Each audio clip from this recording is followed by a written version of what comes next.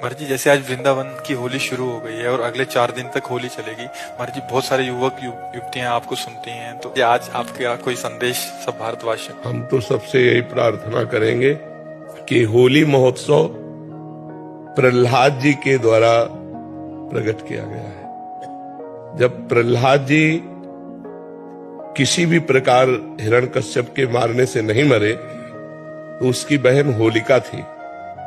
वो हिरण्यकश्यप को उदास देखा, उसने कहा भैया उदास क्यों हो? तो उनका ये प्रहलाद मर नहीं रहा, तो उनका आज मर जाएगा। लकड़ी का बहुत सा ढेर लगाया जाए और उसमें लेकर हम प्रहलाद को बैठ जाएंगे, तो हमें अग्नि से वरदान मिला है, एक पट, शीतल पट, जिसको हम मोड़ लेंगे तो हमारा रोम भी नहीं झुलसेगा और प्रहलाद मर जाएगा।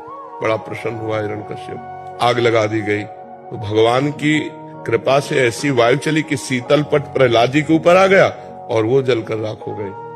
तो जितने प्रहलाद पक्ष के थे, सुबह वहां जब गए तो देखा प्रहलाद जी बैठे हुए, बड़े आनंदित थे। ढोल मंजीरा कीर्तन से होली की पूजा की और आपस में गुलाल रंग लगाकर खेल रहे, नाम कीर्तन कर रहे, पद गा रहे कि प्रहलाद जी भगवान की भक्ति से बच गए।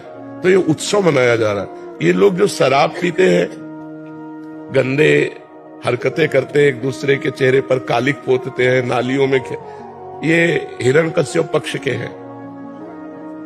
अब वो भी तो उत्सव मनावे, कैसे मनावे? तो वो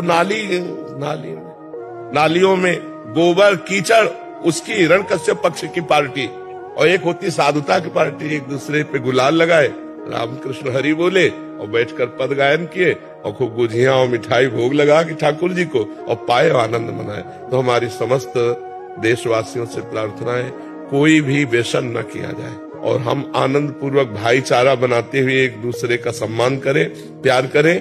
जो हमसे दुश्मनी मानते हैं, होली के दिन हम उनके भी घर जाएं और उनके गुलाल लगावें और उनसे प्यार करें। हमारा एक भी दुश्मन विश्व में न हो, यही सबसे बड़ी हमारी प्रार्थना है। हमारे आचरण पवित्र हो, हमारा व्यवहार पवित्र हो, हमारा चिंतन पवित्र हो, तो होली सार्थक है। सबसे पहली बात है कि शराब न पिए, जो शराब पीते हैं होली उत्सव में स्वाहा कर दें।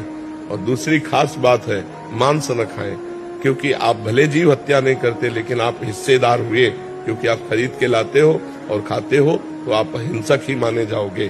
तीसरी बात, किसी माता बहन की तरफ गंदी दृष्टि मत देखो, जैसे तुम्हारी बहन ऐसे दूसरे की बहन। तो आप पवित्र ब्रह्मचर्य रहिए और जो अपनी पत्नी है उसी पे अनुराग कीजिए। ये 3 बातें छोड़ने की कोशिश कीजिए: शराब, मानुष, व्यभिचार।